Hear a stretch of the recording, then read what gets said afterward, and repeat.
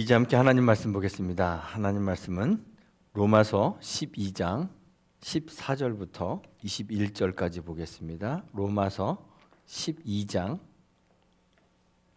14절부터 21절 말씀입니다. 신약성경 256페이지에 있습니다.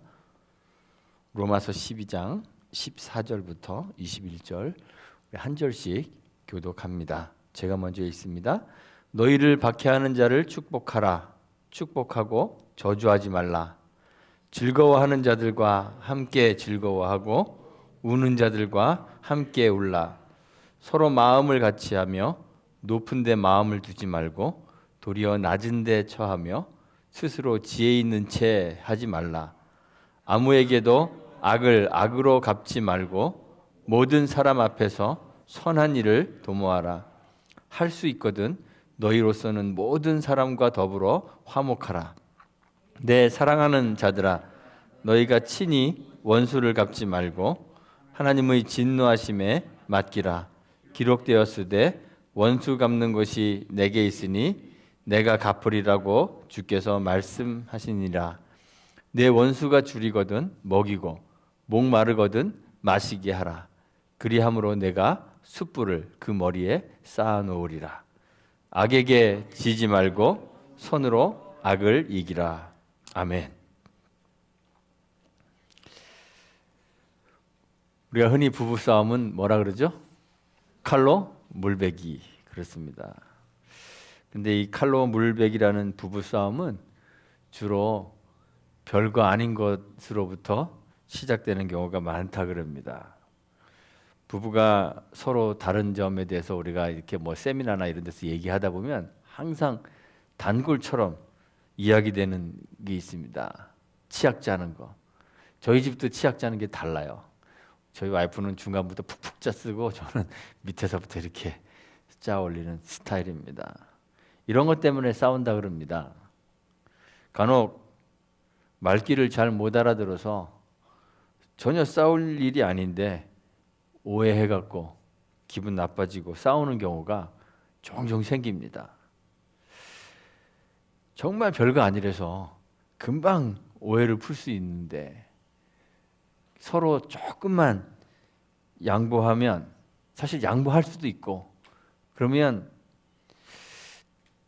되는데 별거 아닌 것 때문에 싸움이 시작됩니다. 그런데 일단 별거 아니래도요, 싸움이 시작되고 나면 감정이 상하게 됩니다. 그래서 좀처럼 화해하기가 어려워집니다. 둘 중에 누구라도 먼저 인정하고 사과하거나 아니면 양보해서 화해를 요청해야 되는데 양보하는 마음보다 속에 그런 마음이 생기잖아요. 저 사내 새끼가 쪼잔하게 저런 거 가지고 팍팍 토라지고 화를 내고 아유 쪼잔한 새끼 이런 마음이 마음에 생깁니다. 또는 야 맨날 빡빡 우기기만 하네 이런 생각이 속에 딱 생기기 때문에 화해가 안 됩니다. 몬테규가의 도련님이셨던 로미오 몬테규가 캐플렛 가문의 그 따님인 줄리엣을 가면무도에 몰래 들어갔다가 보고 나서 첫눈에 반해버리고 말았습니다. 그런데 문제가 뭐죠? 이 두 가문이 아주 오랫동안 지독히도 사이가 좋지 않았던 것입니다. 그래서 둘의 결혼은 상상도 할 수 없는 그런 일이 되어버리고 말았습니다. 여러 사건과 사고를 겪으면서 이 둘 사이를 도와주던 로렌스 신부가 계획을 하나 짭니다. 그래서 로미오와 줄리엣이 도망가서 살 수 있도록 그런 계획을 세우는데 그만 이 계획이 로미오에게 제대로 전달되지 못해서 둘 모두 죽게 됩니다. 아들 그리고 딸을 잃고 난 후에야 이 두 가문이 화해를 하게 되죠. 결국 이렇게 화해할 수 있는 것이었다면 조금 더 일찍 갈등과 반목을 그치고 화해했더라면 얼마나 좋았을까요? 둘 다 죽지 않았어도 되었을 텐데 말입니다. 그런데 누군가 먼저 자존심 내려놓고 양보하는 것 쉽지 않은가 봅니다. 먼저 화해를 요청해야 하는데 그게 잘 안 되는 것 같습니다. 우리가 살고 있는 이 세상을 보면 분쟁, 다툼 이런 것들이 그치지 않습니다. 크게는 나라와 나라 사이에 다툼이 끊이지 않습니다. 지금도 저기 지구 한켠에서는 러시아와 우크라이나이 전쟁 벌이고 있습니다. 도시는 다 폐허가 돼버리고 수많은 사람들이 죽고 다치는 그런 비극이 저기 한 군데에서 일어나고 있습니다. 벌어지고 있습니다. 러시아와 우크라이나 말고도 수많은 나라와 민족들이 서로 미워하고 싸우고 지금도 언제 터질지 모르는 그런 전쟁의 불씨를 안고 살아가고 있는 그런 곳이 많습니다. 그런 거대하게 나라와 나라의 문제만 아니더라도 가까이 우리 주변에는 정치적인 성향이 달라서 서로 싸웁니다. 남녀 성별이 달라서 싸웁니다. 사회 계층이 달라서 싸웁니다. 이제는 세대가 달라서 싸웁니다. 편을 가르고 싸웁니다. 근래 들어서 이런 계층 간의 갈등, 남녀의 갈등, 정치 성향에 따른 갈등, 이런 갈등이 점점 더 심화되고 깊어지는 것 같아요. 이제 만날 수 없는 하나의 평행선이 되어서 달리고 있는 것 같은 그러한 생각이 듭니다. 개인 간의 갈등도 끊이지 않습니다. 미움과 반목은 때로는 심각한 범죄를 일으킵니다. 그런데 그렇게 범죄를 일으키지 않더라도 이 갈등이라는 것은 사람들의 마음에 깊은 상처를 남겨놓아요. 치유하기 어려운 그런 마음의 상처를 주고 영혼의 평화를 갉아먹습니다. 어느 한쪽이 자존심 굽히고 양보하여 화합을 이루는 일 있으면 좋겠는데 우리 사회를 돌아다 보면 그런 일이 잘 벌어지지 않습니다. 양보하는 것, 화해하는 것 정말 어려운 건가 봅니다. 우리 교회는 사랑을 강조하죠. 성경이 우리에게 가르치기를 하나님은 사랑이시다. 그렇게 가르칩니다. 하나님이 그렇게 우리에게 자신을 계시하셨습니다. 하나님이 우리를 사랑하신다고 가르칩니다. 그런데 우리에 대한 하나님의 사랑은 어떤 서로가 중립적인 상태에서 이해관계가 전혀 없는 상태에서 상대방을 사랑하는 그런 사랑이 아닙니다. 하나님과 우리 사이에는 원래 깊은 골이 있어서 서로 갈등하고 반목하는 그런 원수지간이었습니다. 하나님이 우리를 사랑하실 때 하나님과 우리의 관계는 원수입니다. 그래서 로마서 5장 10절에서 바울이 우리가 원수 되었을 때 그의 아들의 죽으심으로 말미암아 하나님과 화목하게 되었다. 이렇게 이야기하고 있습니다. 우리에 대한 하나님의 사랑은 화해로부터 시작합니다. 죄의 용서, 우리를 살리신 그 하나님의 구원, 이것을 성경이 뭐라고 가르치고 있냐면 하나님과 화목하는 것으로 설명하고 있습니다. 그리고 우리를 위한, 우리의 구원을 위한 예수님의 그 십자가 사건을 뭐라고 표현하고 있냐 하면 화목 제물이다. 그렇게 표현합니다. 주님이 우리를 위하여 화목 제물이 되신 것입니다. 우리의 실생활에서 화해가 어려운 이유가 뭔가요? 아무도 선뜻 먼저 화해의 손을 내밀려 하지 않기 때문에 그렇습니다. 원래 그러잖아요. 별거 없는 사람들이 자존심만 더럽게 세다. 우리 와이프가 제가 더럽게 이런 말 하는 거 싫어하는데 정말 별거 없는 사람들이 자존심이 더럽게 셉니다. 그래서 얕잡아 보이는 거 싫어합니다. 그래서 조금도 굽혀 들어가려고 하지 않죠. 우리가 다 그래요. 한 몸이 되었다는 그 사이에서도 먼저 미안하다고 말하는 것이 자존심 상하는가 봅니다. 안 합니다. 그러니 나라와 나라 사이에는 어떻겠습니까? 일단 다툼이 일어나기만 하면 기호지세라는 말이 있잖아요. 호랑이 등에 타고 있는 어쩔 수 없는 상태. 싸움 그칠 수 없게 됩니다. 저기 푸틴 대통령이 먼저 미안하다고 사과하고 군대 철수할 수 있겠습니까? 하나님과 우리 사이는 원수지간이었습니다. 원수가 된 이 갈등의 원인이 무엇일까요? 바로 우리의 죄입니다. 우리가 그런 얘기들 합니다. 손바닥도 마주쳐야 소리가 난다. 그래서 보통 싸움이 일어나면 양측 모두에게 책임이 있다고 그렇게들 이야기하죠. 그런데 하나님과 우리 사이의 관계에서는 전혀 그렇지 않습니다. 그 원인이 아주 일방적입니다. 전적으로 우리의 죄 때문입니다. 화해의 가능성도 없습니다.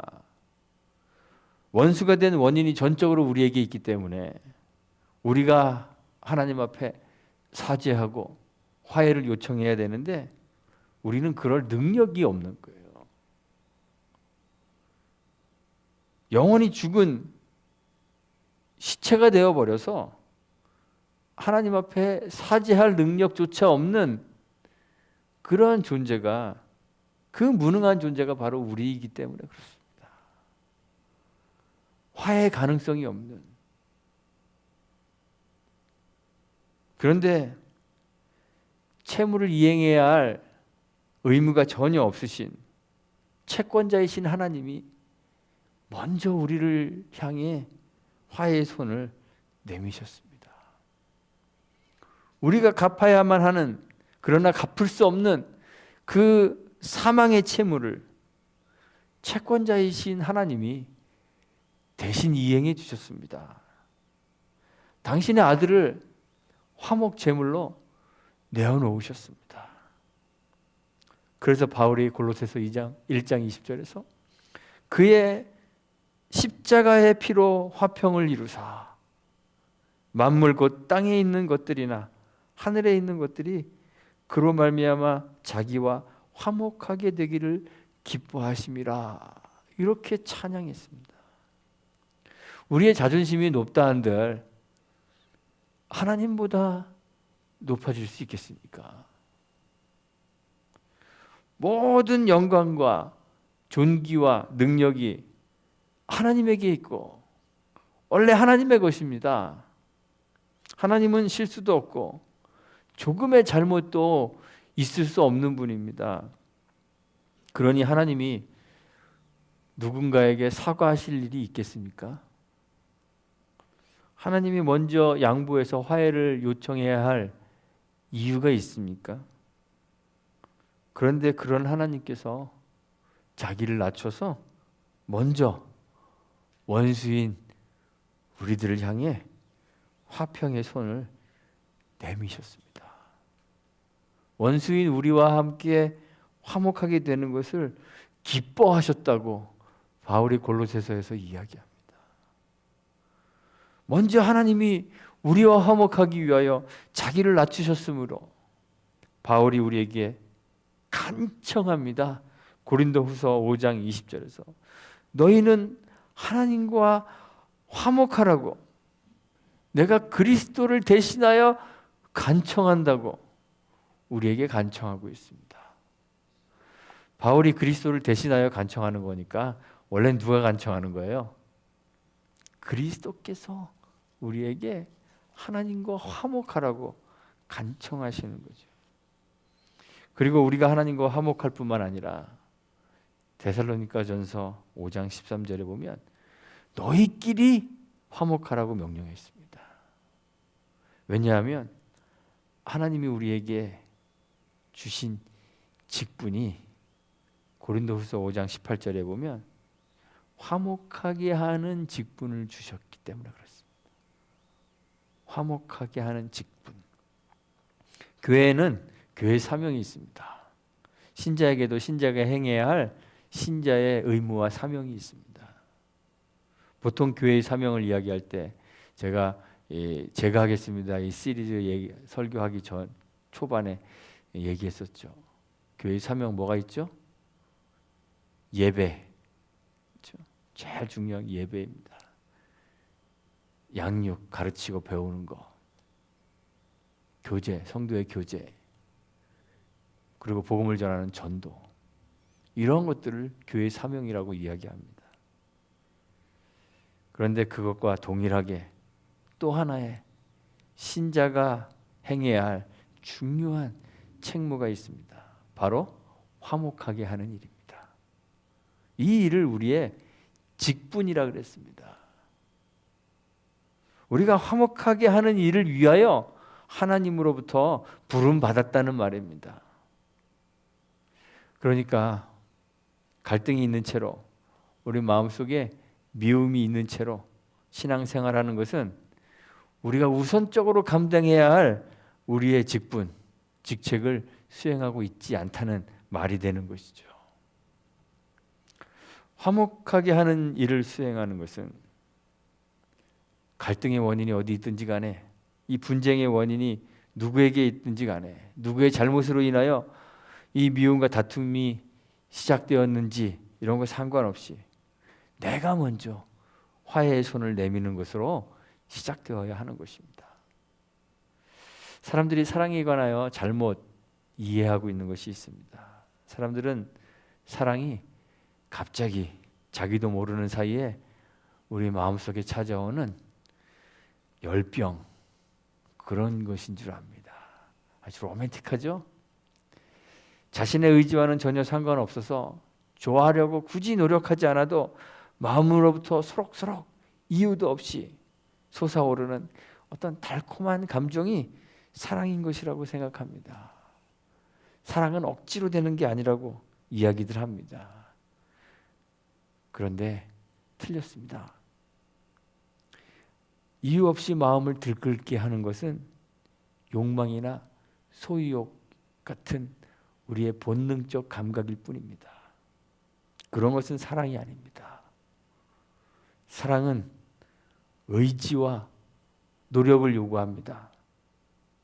어떤 사람들은 자기가 쿨하다는 것을 표현하기 위해서 그렇게 얘기합니다. 난 싫은 건, 한 번 싫은 건 죽어도 싫어. 싫은 건 싫은 거야. 아닌 건 아닌 거야. 이렇게 이야기하며 노력을 거부하면 사랑은 할 수 없습니다. 이 세상에 나의 기호를 100% 만족시켜줄 만한 사람이 어디 있겠습니까? 우리가 아무리 사랑하는 사람이라고 할지라도 그 사람에게는 분명 어딘가 내 마음에 들지 않는 부분도 있습니다.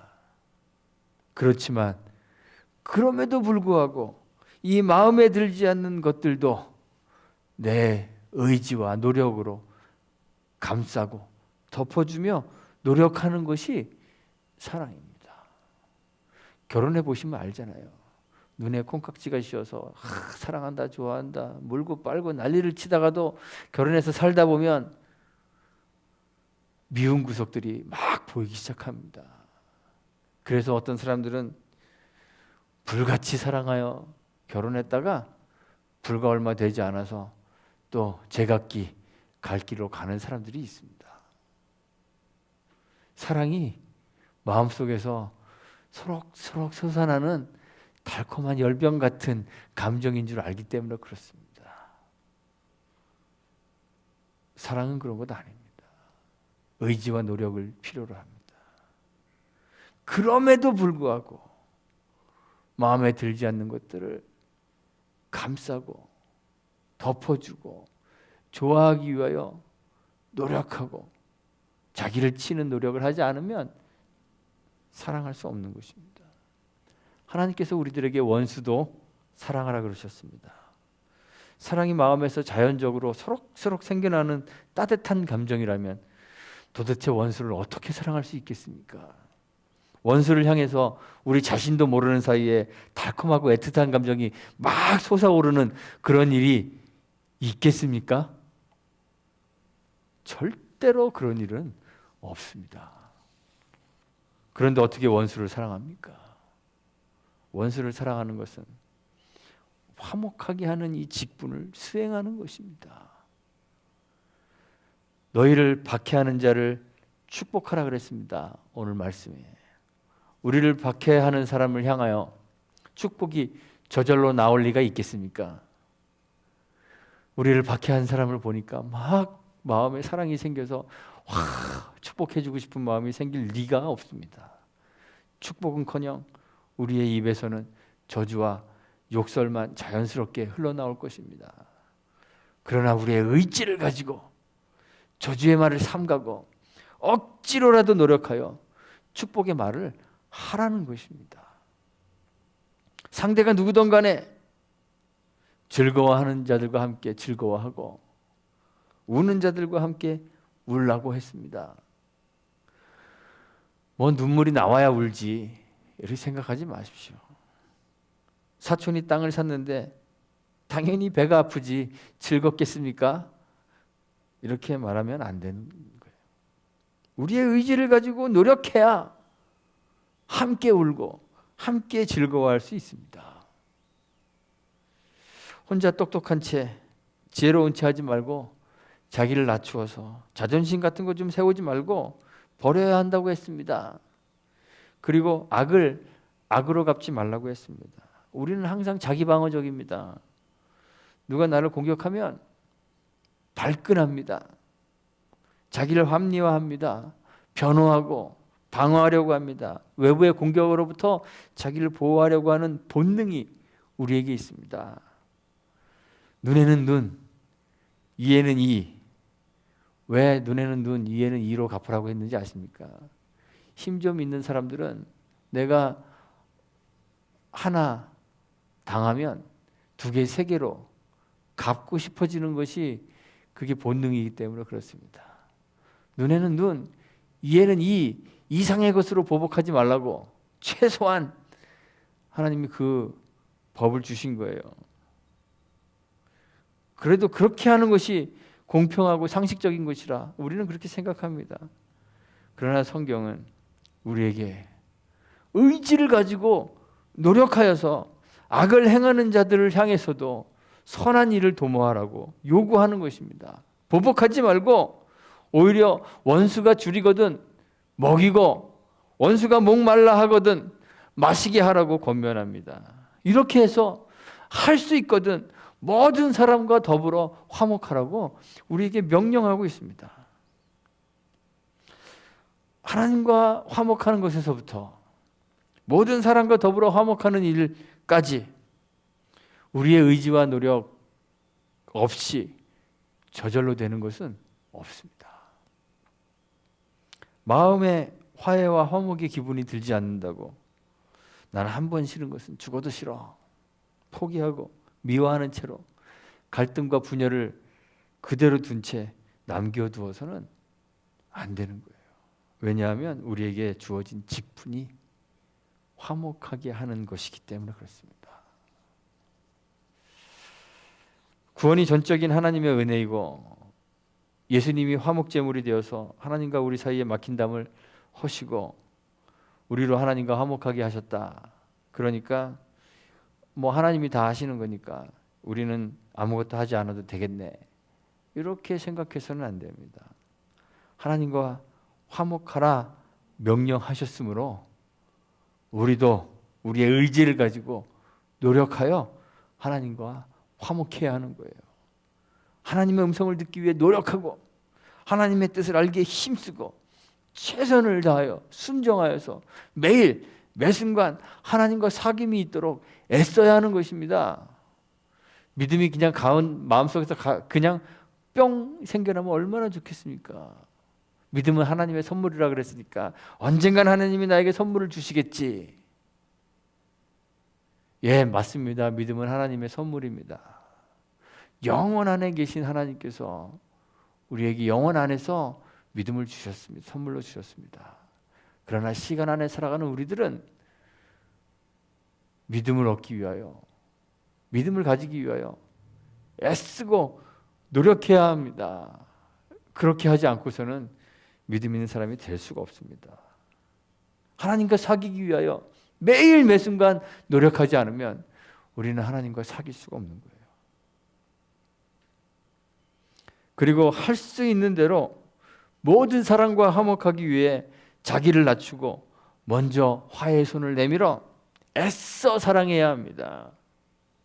우리 주변에 높은 담장으로 가려진 그런 사람이 없도록 사랑하기를 힘써야 합니다. 혹 우리 마음에 들지 않는 사람도 있습니다. 그런데 심지어 원수라도 사랑하도록 힘써야 합니다.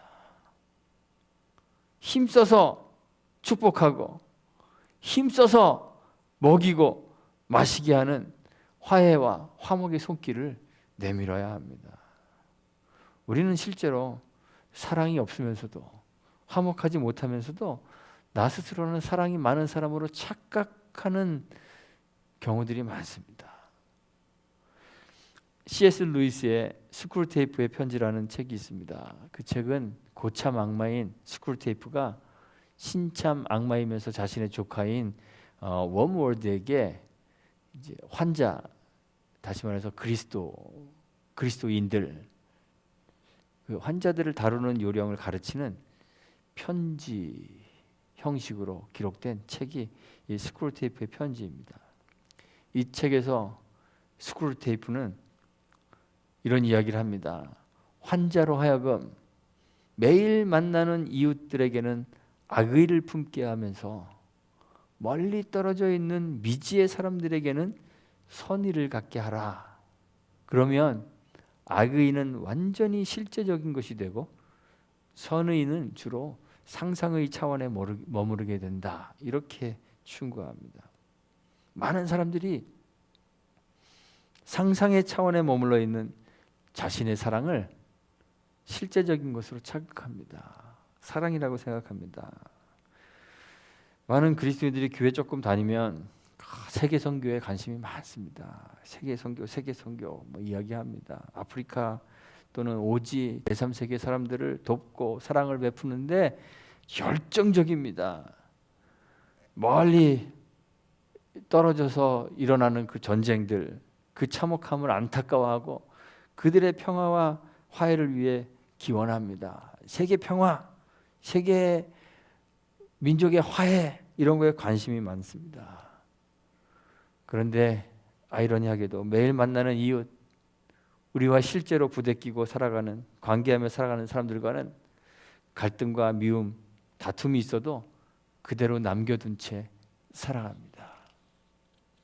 상대 안 하면 그만이지, 이런 생각도 가집니다.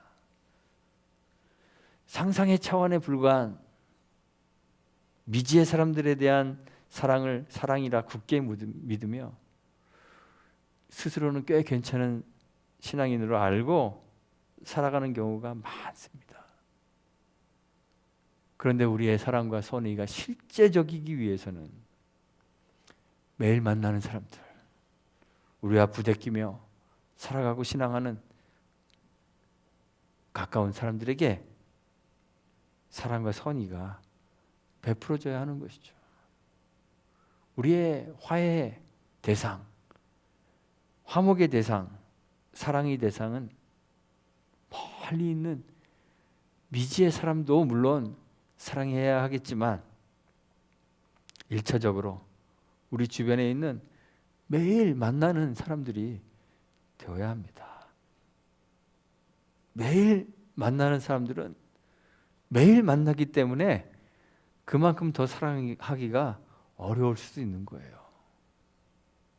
그런데 하나님이 우리를 먼저 찾아오셔서 원수된 그 원인이 전적으로 우리에게 있음에도 불구하고 먼저 화해의 손길을 내미시고 우리와 화목하게 된 것을 기뻐하셨던 것처럼 우리도 우리 스스로를 낮춰서 먼저 화목하고 사랑하는 사람들이 되어야 하는 것입니다. 이쁜 구석이 없는 사람들, 우리의 마음에 들지 않는 것만 가득 가지고 있는 사람들이 혹 우리 주변에 있다 하더라도 박해하는 자들을 위해서도 축복하고, 원수도 줄이거든 먹이고 목마르거든 마시게 하라고 명령하셨으므로 그런 사람들을 향해서 사랑을 시작해야 합니다. 화해의 손길을 내밀어야 합니다. 덮고 사랑하도록, 아끼고 보살피도록 노력해야 합니다. 노력하여 먹이고 마시게 해야 합니다. 우리가 이렇게 화해의 손길, 화목의 손길을 우리 주변의 사람들에게 내밀어서 모든 사람 앞에 선한 일을 도모하는 그런 저와 여러분들이 되시기를 간절히 바랍니다. 그래서 성경이 오늘 우리에게 명령하는 것처럼 악에게 지지 않고 선으로 악을 이기는 저와 여러분들이 되시기를 주님의 이름으로 축원하고 부탁드리겠습니다. 함께 기도하겠습니다. 하나님 감사합니다. 우리의 죄로 인하여 하나님과 원수되었는데 그 책임을 우리에게 물어 우리를 영원한 형벌 가운데 그대로 내버려 두지 않으시고 아들 예수 그리스도를 화목 제물로 삼으셔서 우리를 구원하시고 우리와 화목하게 하시니 감사합니다. 우리도 하나님과 화목함 가운데 거하도록 힘써 애쓰며 주께서 맡기신 이 화목하게 하는 직분에 충성 다할 수 있도록 붙잡아 주옵소서. 모든 사람과 화목하게 하시고 모든 사람 앞에서 선한 일을 도모하며 선으로 악을 이기는 믿음의 사람들이 되도록 인도하여 주옵소서. 예수님의 이름으로 기도합니다. 아멘.